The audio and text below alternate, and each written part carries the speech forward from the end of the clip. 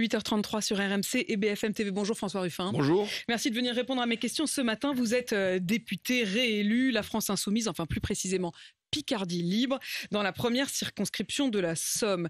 Hier soir, première prise de parole d'Emmanuel Macron depuis les législatives. Il faudra bâtir des compromis, voilà ce qu'il a dit. Pour cela, il faudra clarifier dans les prochains jours la part de responsabilité et de coopération que les différentes formations de l'Assemblée nationale sont prêtes à prendre. Et là, il lance envers vous, envers les oppositions, une sorte de deal. Il faudra qu'ils disent en toute transparence jusqu'où ils sont prêts à aller pour avancer utilement. Jusqu'où serez-vous prêts à aller? Moi, je n'ai pas vu de compromis de la part du président de la République, en tout cas. Il démarre son intervention en disant « Vous m'avez renouvelé votre confiance sur le fondement d'un projet clair en me donnant une légitimité claire ». Il y a 3 phrases, 3 mensonges. Parce que jamais on lui a renouvelé sa confiance, jamais... il a été réélu. Oui, mais ce n'est pas de la confiance envers le président de la République. Il n'a pas été majoritaire, loin de là. Et le projet clair, il n'y en a pas eu dans sa campagne. Et il n'a aujourd'hui pas de légitimité claire. Qu'est-ce qui se passe dans mon département, dans la Somme? Le président de la République n'est pas fichu d'amener la moitié de ses candidats au 2e tour. Donc il y a un désaveu là. Et ça veut dire quoi? Ça veut dire qu'il ne nous dit pas hier, que par compromis, j'ai renoncé à la réforme de retraite. Ou par compromis, j'ai renoncé à mon programme caché, vous savez, le programme de stabilité qu'il a envoyé à la Commission européenne en disant, voilà, il va falloir faire 80 milliards d'économies. Quand on dit 80 milliards d'économies, ça veut dire qu'il va falloir tailler sur à peu près tout, tailler sur les retraites, mais sur l'hôpital. Vous nous refaites la campagne, François Ruffin. Vous ne pouvez pas carrément là faire un procès en illégitimité. Il y a eu des élections présidentielles, on a l'impression que vous les oubliez. Moi, je dis qu'il y a une légitimité pour Emmanuel Macron à être à l'Élysée. Il n'y a pas de légitimité pour son projet. D'abord parce que... Donc les élections, c'est légitime quand il vote pour vous aux législatives et c'est illégitime quand il vote pour lui aux présidentielles. Je dis qu'il n'y a pas de légitimité pour son projet. D'abord parce qu'il n'a pas présenté de projet clair, et ensuite parce que les gens n'ont pas voté pour son projet. Donc, ils ont voté pour quoi? Au 2e tour, il y en a qui ont voté pour faire barrage à Macron, et il y en a qui ont voté pour faire barrage à Le Pen. La réalité de la société française aujourd'hui, mais c'est pas nouveau, c'est que, au fond, il y avait un projet libéral qui a subi un désaveu en 2005. C'est une histoire longue. En 2005, qu'est-ce qui passe? 55% des Français répondent non à la concurrence libre et non faussée. 80% des ouvriers... C'est pas de la responsabilité d'Emmanuel Macron. Non, mais je vous dis l'histoire longue dans laquelle on se trouve. Depuis ce temps-là, ils savent que leur projet, il est au fond minoritaire dans la société, qu'il faut le faire contre le peuple ou sans le peuple. Le dernier mandat, c'est quoi? C'est pour passer ça. On a une majorité à l'Assemblée nationale qui n'est pas représentative du pays, et on passe dans la rue par la force de coercition. C'est quoi? C'est le mouvement des Gilets jaunes qui est réprimé. Voilà comment ils ont maintenu leur projet libéral. Il faut comprendre qu'aujourd'hui, on arrive à la fin d'une histoire. C'est la fin d'une histoire, de cette histoire libérale, où on parvient à imposer son projet contre la société, et là, il n'y a même plus de majorité à l'Assemblée pour le faire. Je voudrais quand même comprendre, François Ruffin, si je vous prends au mot, vous êtes en train de nous dire que les 5 années qui s'ouvrent sont 5 années d'illégitimité, qu'au fond, le président, avant même de commencer ce second mandat, devrait mieux le terminer. Enfin, je veux dire... J'y suis favorable, oui. Mais, oui, vous y êtes favorable. Vous vous dites, au fond, on efface tout, on recommence? Je pense que là, il n'y a pas de légitimité au président de la République pour porter un projet, pour continuer son projet. S'il continue, ça va être quoi? Ça va être en violentant la société française. Parce que la société française, aujourd'hui, elle ne veut plus du projet où on instaure de la concurrence sur les écoles, où on instaure de la concurrence sur le rail, où on instaure de la concurrence partout. C'est fini. Quand vous dites « j'y suis favorable », vous seriez favorable au fait qu'il démissionne? S'il veut, moi, je ne vais pas m'y opposer, hein. Mais ça, c'est à lui d'en décider. Aujourd'hui, en tout cas... Non, mais ce serait la logique pour vous, en fait. En tout cas, aujourd'hui, il n'y a pas de... il n'a pas de légitimité, je dis juste, je le répète, il n'a pas de légitimité à porter son projet dans la société. Bien, cela dit, il est là, il est à l'Élysée, il fait cette déclaration hier, et il vous propose le marché. Il dit, voilà, je pars 2 jours à Bruxelles, quand je reviens, c'est à vous, les partis d'opposition, de dire jusqu'où vous serez prêts à aller, c'est-à-dire soit une coalition globale... C'est à lui de nous dire jusqu'où il est prêt à aller pour les Français. Est-ce qu'il est prêt à faire le SMIC à 1 500 €? Est-ce qu'il est prêt à indexer les salaires sur l'inflation, comme je le réclame maintenant depuis 1 an et demi? Parce qu'on a aujourd'hui une inflation qui est galopante, plus de 5%. Dans mon coin, dans la Somme, c'est pas 5%, parce que quand on se déplace en voiture et qu'on se chauffe au fioul, on est sans doute à 8-10% d'inflation. Qu'est-ce qu'il est prêt à faire là-dessus? Mais qu'est-ce qu'il est prêt à faire? Vous voyez, puisque je parle de l'essence. Est-ce qu'il va dire le mot total à un moment? Est-ce qu'il va dire, c'est pas normal que Total fasse 5 milliards d'euros de bénéfices sur les 3 premiers mois de l'année? C'est pas normal que le PDG de Total, M. Patrick Pouyanné, s'augmente de 52%. Le c'est ministre pas de normal. l'économie lui-même, Bruno Le Maire, avait envisagé à un moment la question de la participation. Il avait dit aux entreprises qui font des profits de participer, elles aussi, à l'effort. Ils envisagent que peut-être ils veulent verser leur obol. Non, c'est pas ça la question. Là, ce sont des milliards d'euros. Il faut que les Français comprennent ça, mais ils le savent. C'est qu'aujourd'hui, il y a un gavage gigantesque qui s'opère en haut. Et tout ce qui va être proposé par M. Macron, c'est de refiler des miettes en bas. Comment j'ai fait ma campagne, moi? J'ai fait ma campagne en demandant, mais est-ce que vos salaires, ils ont triplé? Est-ce que vos retraites, elles ont triplé? Est-ce que vos allocations, elles ont triplé? Les gens, ils rigolaient. Ils disaient, mais les fous, pourquoi ils me demandent ça? Non, ça n'a pas triplé, tout ça.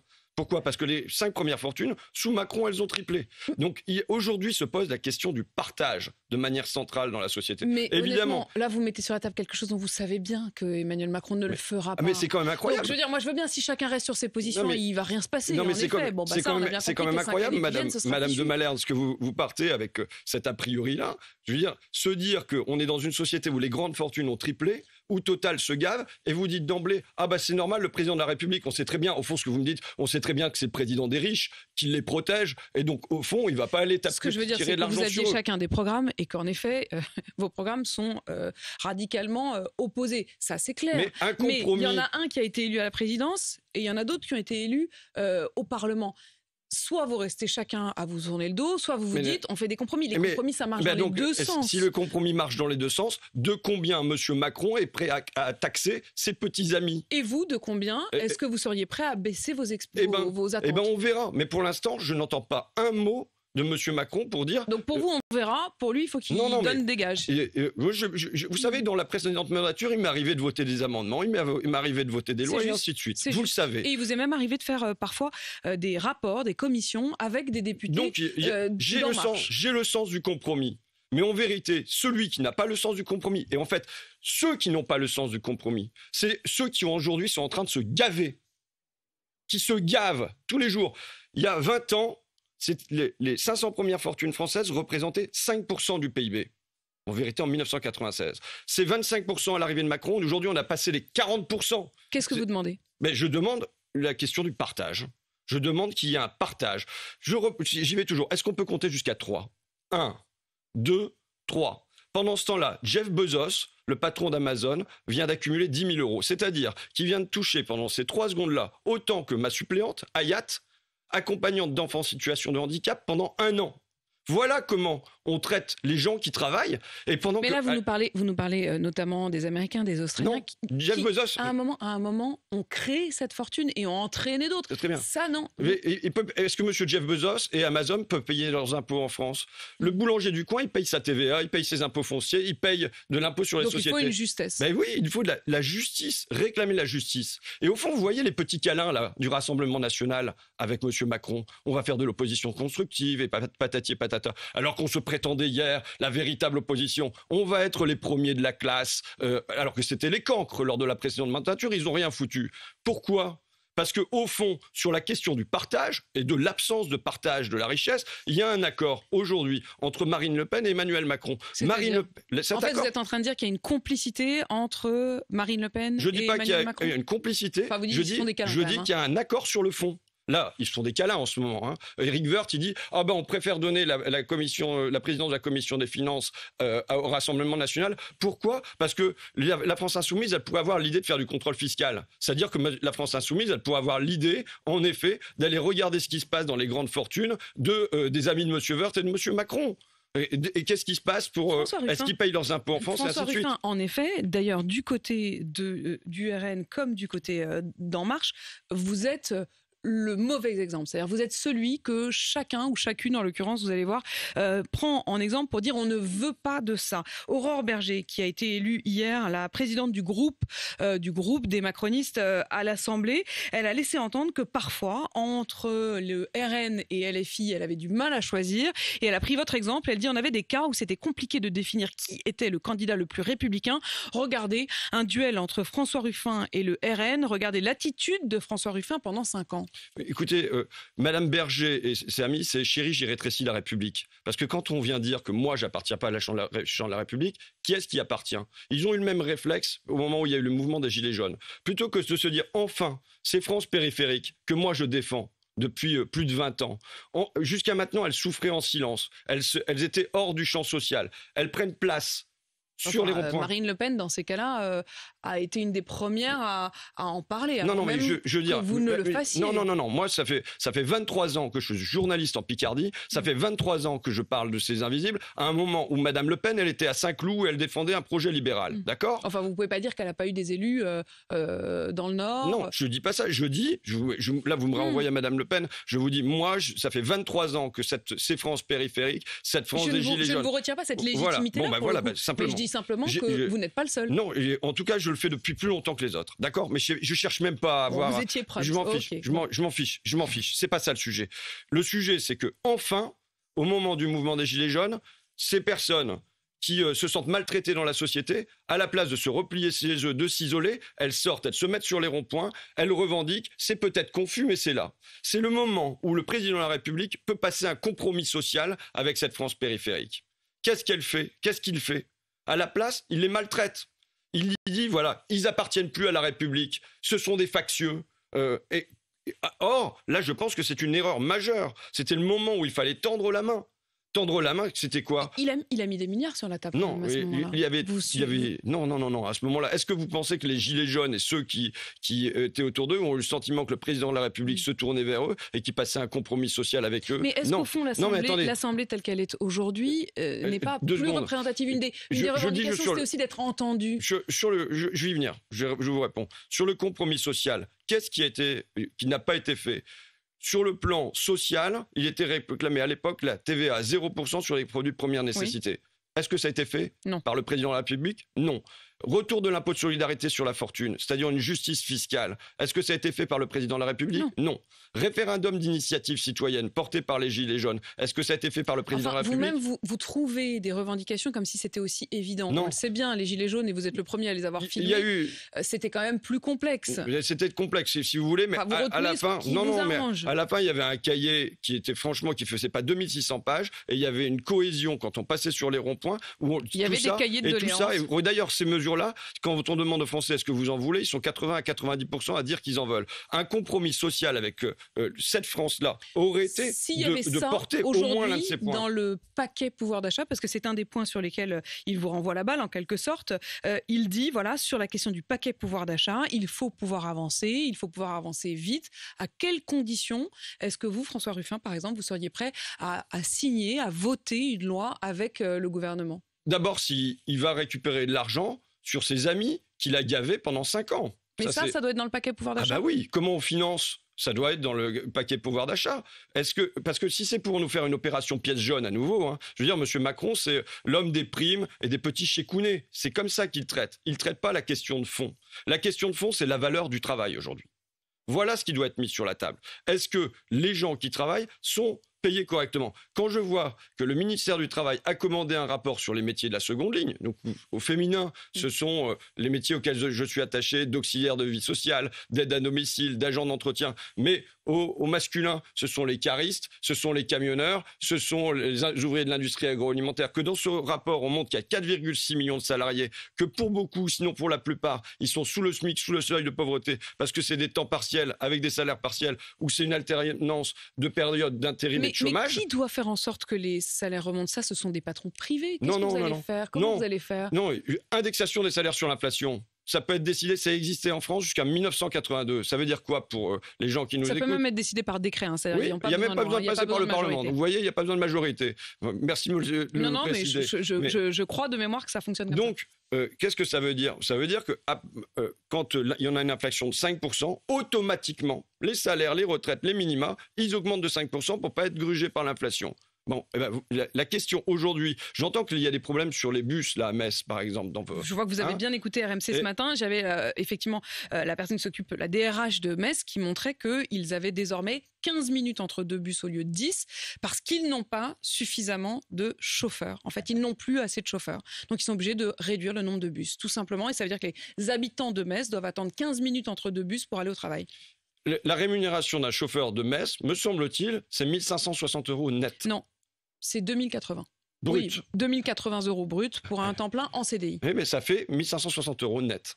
Est-ce que vous pensez que c'est normal, quand on travaille comme chauffeur de bus, qu'on a une qualification, d'être payé 1 560 € net? Non, il pourrait l'être plus, mais enfin, c'est pas indécent. Ce que je veux dire, c'est que la proposition, la proposition telle qu'elle est, et il y a des primes au bout de 6 mois qui font augmenter de 500 € les revenus. Quand il y a le Luxembourg à côté, avec 1 000 € de plus, eh ben les gens ils vont travailler là où il y a 1 000 € de plus. Aujourd'hui, non. Le Luxembourg, c'est marrant que vous preniez quand même le Luxembourg comme exemple. Alors, il y a des moments où, quand c'est un pays de riches, vous trouvez ça finalement pas mal. Parce qu'effectivement, ils ont de l'argent à redonner. D'accord, mais aujourd'hui, le travail doit être payé plus. Au Luxembourg, ils ont peut-être les moyens de le faire. Mais aussi, en France, nous avons les moyens de le faire.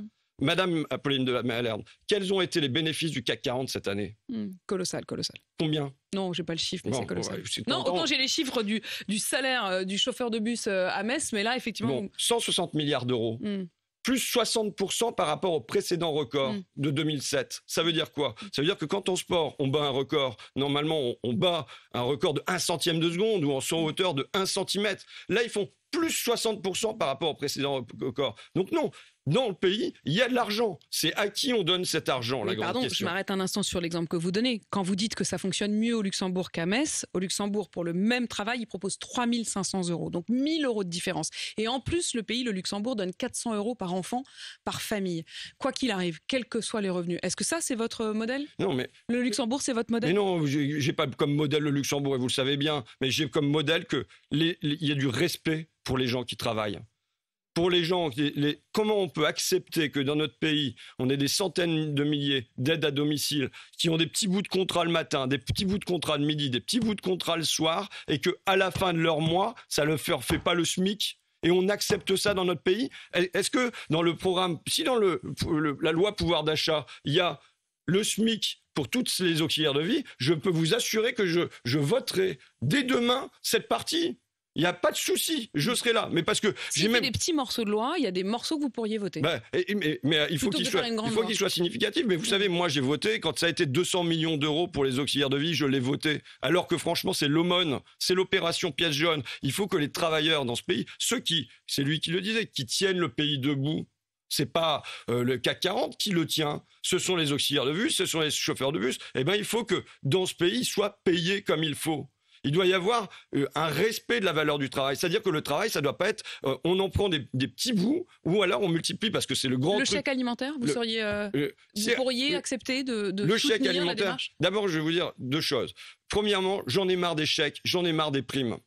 J'en ai marre de ces opérations pièces jaunes où on vous achète un petit bout. Vous voulez des salaires, quoi. Je veux quelque chose qui structure l'économie dans la durée. Pas qui viennent, vous aurez votre aumône et vous serez content. Non, on n'est pas là pour filer les miettes. On est là pour changer quand même le fait que c'est pas normal que en haut, ils se gavent, vous l'avez vu, je vous ai donné des chiffres. Et en bas, c'est rationné surtout. C'est rationné, même dans les EHPAD. Regardez, les EHPAD sont une illustration de notre société. C'est quoi? Ce sont des personnes âgées qui sont rationnées sur leur couche, qui sont rationnées sur leur gâteau de pépito au goûter, qui sont rationnées sur leur crouton dans la soupe, et à l'autre bout, il y a des profits pour les actionnaires de ces grandes entreprises. Mais on le voit bien, ça craque. De fait, ça craque.